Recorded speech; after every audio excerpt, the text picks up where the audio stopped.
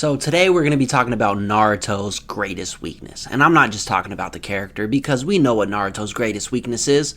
His pullout game. Because what the fuck is Boruto? You know what I mean? But all jokes aside, we're going to be talking about Naruto / Naruto Shippuden's greatest weakness, which we all probably can agree on is the ending of Naruto Shippuden. Now, Naruto came out in the early 2000s, 2001 I believe, in terms of anime, and it was, at the time, one of the most iconic moments in anime history. When Naruto started coming out, dude, listen, we all know how iconic Naruto is, right? Everyone does hand signs, everyone does the Ninja Naruto run, right? That was like everyone's middle school nightmare was, you know, getting caught doing the Naruto run because people were going to make fun of you for it. But we didn't care at the end of the day. You know why? Because we were true ninjas. Okay, and that series alone, Naruto, was so beautiful, so amazing. They were doing things in the first 3 to 4 episodes that most animes, they wouldn't even get to until like the 25th episode. One Piece. But besides the point, we were like 5 episodes in and Naruto was fighting for his life against Zabuza. You know what I mean? That Zabuza arc was just so iconic, so nostalgic, so beautiful. And it set up so much great stuff for Naruto because Zabuza's little partner that he had, they were actually a Kekkei Genkai user, which we find out way more in the future of the series, right? So that was something that was awesome. That was like super foreshadowed like right away at the beginning of the anime. And then we move right along from the Zabuza arc to the Chunin exams, which is just peak Naruto. This is where most Naruto fans' memory is held right here, is when Rock Lee was fighting Gaara. Rock Lee was fighting Sasuke. He does the weight drops, and then we get Sasuke versus Neji, and then we get just so many beautiful fights, so many. This is like where it really started to like gain a lot of fans here because we were actually seeing more ninjas fight each other and the ninja world started, you know, becoming grand, right? And then, arguably the greatest, most significant arc in Naruto and Naruto Shippuden is the Sasuke retrieval arc. This arc is where boys became men. And watching that as a boy, you felt yourself become a man. Now, this arc was where most of the side characters got really big feats. They defeated really, at the time, big name villains, very scary villains at the time. We haven't seen nothing like it. It was Orochimaru's subordinates. So this was a very big, daunting task. This was like a mini Akatsuki, right? And, you know, Choji, Kiba, Neji, they all got really big feats, all before Rock Lee. Just want to throw that in there. And of course, Naruto, you know? And Naruto as a series, that whole series back in the day was just beautiful peak anime. And then moving on into Naruto Shippuden, amazing. Everyone loves Naruto Shippuden has probably more of my favorite fights in anime than any other anime of all time, right? Like, if I had a list of my favorite anime fights, if I made like 20 anime fights or whatever, most of those 20 fights are going to be fights from Naruto Shippuden. There was so many iconic fights. We can get into it, but here's a quick list. Kakashi versus Obito. Rock Lee versus the Bone Kekkei Genkai user. Naruto versus Sasuke.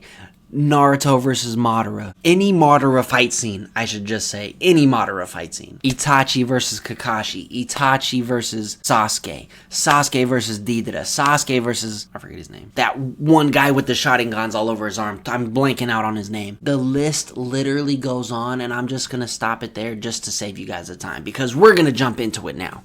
The greatest weakness of Naruto and Naruto Shippuden was the ending. That's right, the ending. Zetsu had to ruin it all. He had to ruin it all. He came in, he took out the big bad Madara like it was nothing, which just made absolutely no sense, and pretty much just derailed the whole entire anime from like the beginning of what we thought the main plot was going to be, the main villain. Like, totally derailed us as fans, right? And I gotta be honest here, I know I'm not on the favorable opinion of this, but I actually didn't mind the ending of Naruto Shippuden too bad, right? Like, it took me a couple episodes to get over it, for sure. Like, when Madara was killed by Zetsu, spoiler alert, and when Kaguya was introduced and stuff like that, like, it really took me probably like a good 4 or 5 episodes after Madara to really be like, all right, this is what we're doing now. I don't care. Like, honestly, I don't mind it. Kaguya is actually kind of badass in some weird way, so I'm not gonna sit here and be too upset and like have this ruin the past 10 years of my life of what I just watched, right? Look, I got the Uchiha tatted on me, and I got an Itachi symbol, not Itachi symbol, but literally Itachi tatted on me. Listen, I love Naruto, bro. I love Naruto. So when this happened, it was very conflicting, right? And the ending is one of the most hated endings in anime history. This is one of the most notorious endings of all time. Naruto fans around the world were literally just almost in disgust about how the anime actually ends, right? And you know, like, I really don't blame them. I can see where their frustration came from. I can totally relate as well because, like I said, I did have my frustrations with it as well. I didn't totally hate the ending, right? I didn't really hate it. I thought it, you know, could have been good if they set it up correctly, and if Boruto was actually like good, which the manga, in my opinion, is. I really enjoy reading the Boruto manga. I don't like watching the anime until its main plot. Also, the anime hasn't been airing for like 700 days or something like that, and it doesn't seem like it's going to come back anytime soon, but that's besides the point. So, it ends with Madara activating the Infinite Tsukiyomi, and, you know,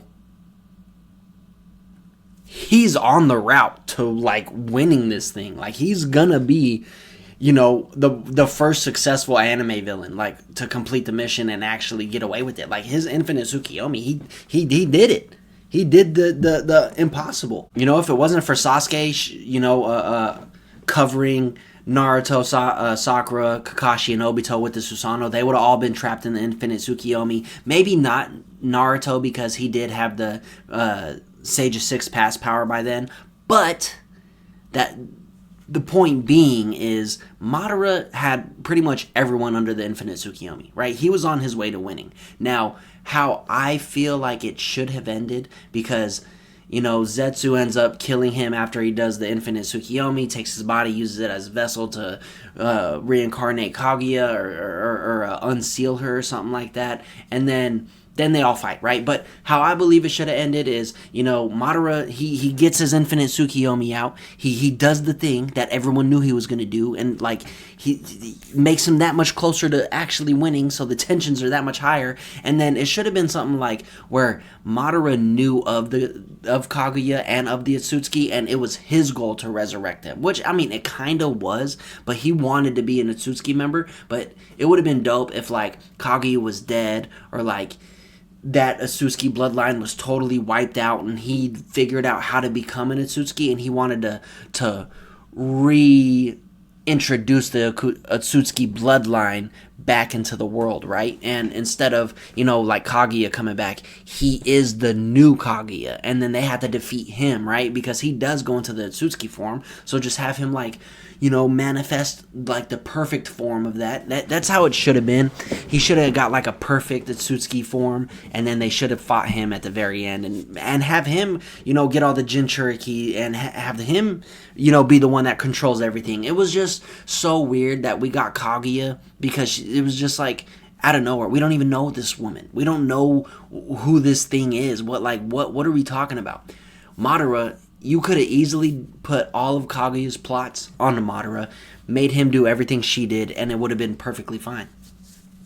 He could have killed Zetsu, right? He could have like caught on to Zetsu. Like, how do you have the Ren Sharingan and you don't see the traitor from a mile away? How do you not see that? How do you let him stab you in the back in your Otsutsuki form when Might Guy couldn't even, like, give you any kind of, like, significant damage after hitting you with the 8 gates? How does Zetsu kill you? Like, what are we talking about?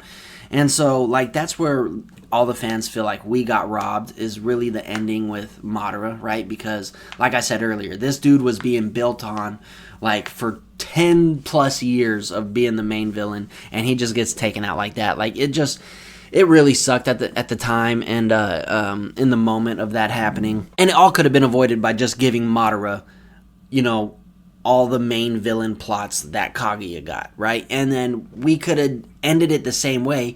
Naruto and Sasuke, they defeat Madara, they free everybody, and then Sasuke's like, all right, now it's me and you. Now me and you fight Naruto. Like, don't forget, we still got some business to handle.